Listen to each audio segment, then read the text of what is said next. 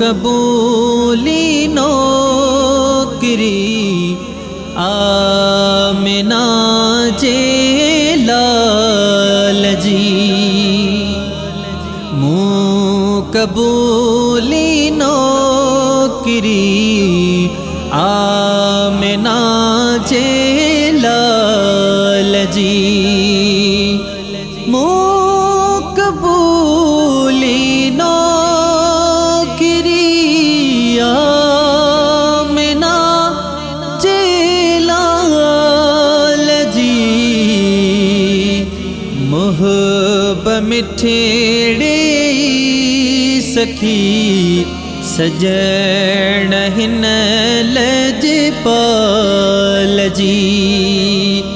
मोहब मिठड़े सखी सजण हिन लजपाल जी।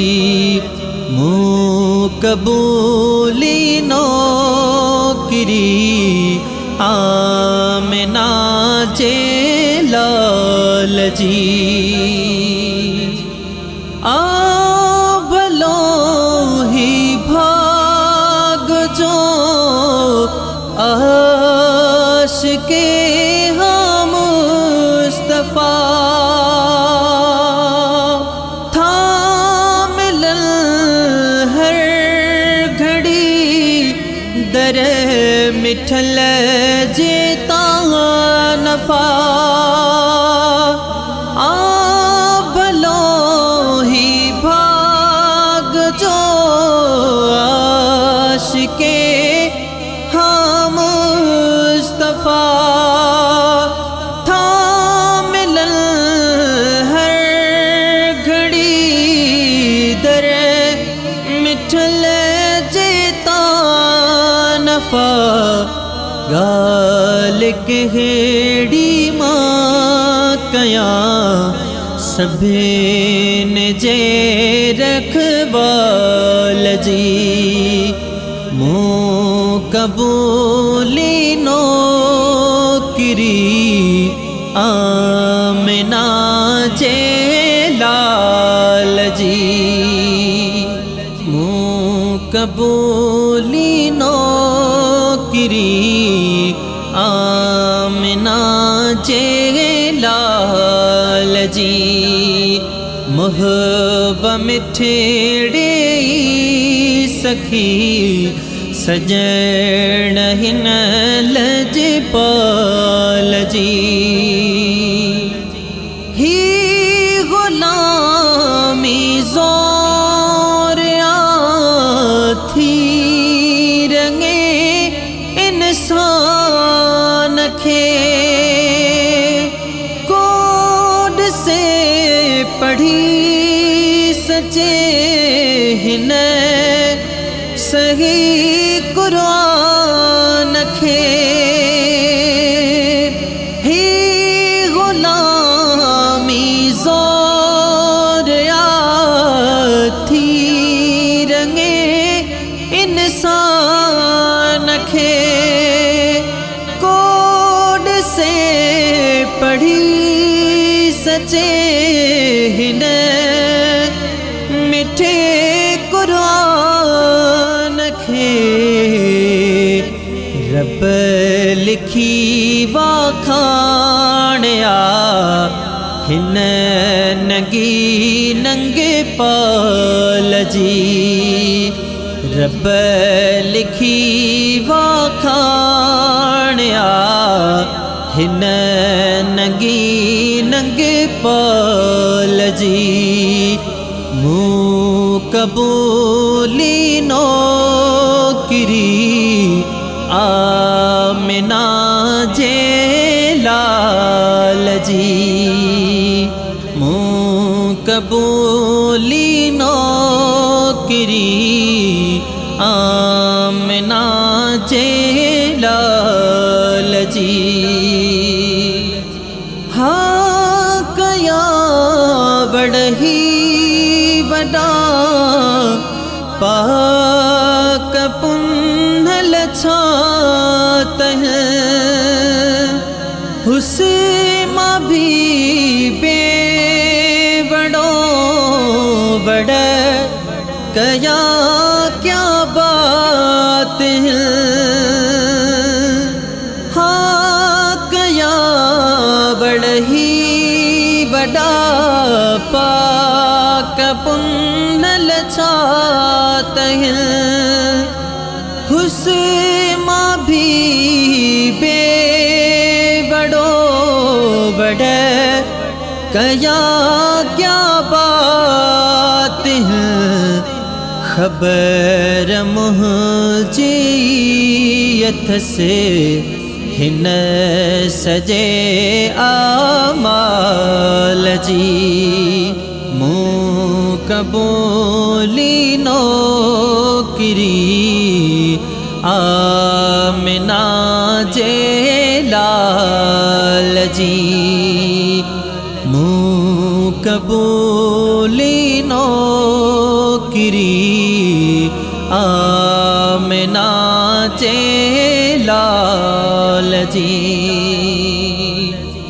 नाज़मू खेया बड़ो हिन गुलामी ते सदा। जन्नत डी दो वठी मिठल महबूबे खुदा।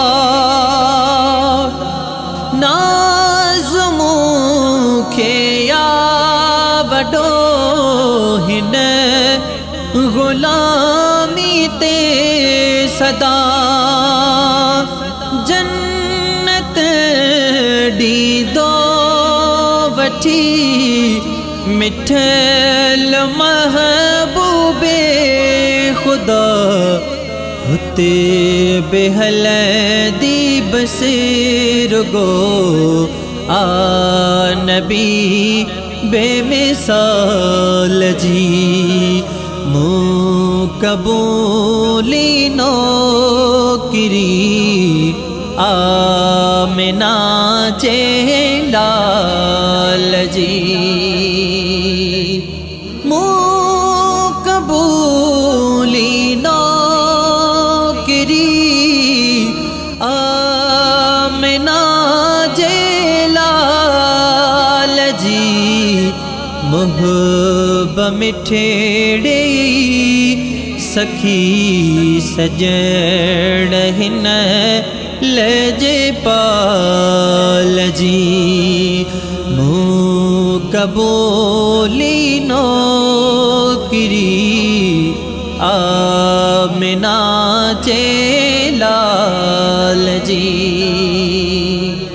कुर्बड़ो ही मुँह मथा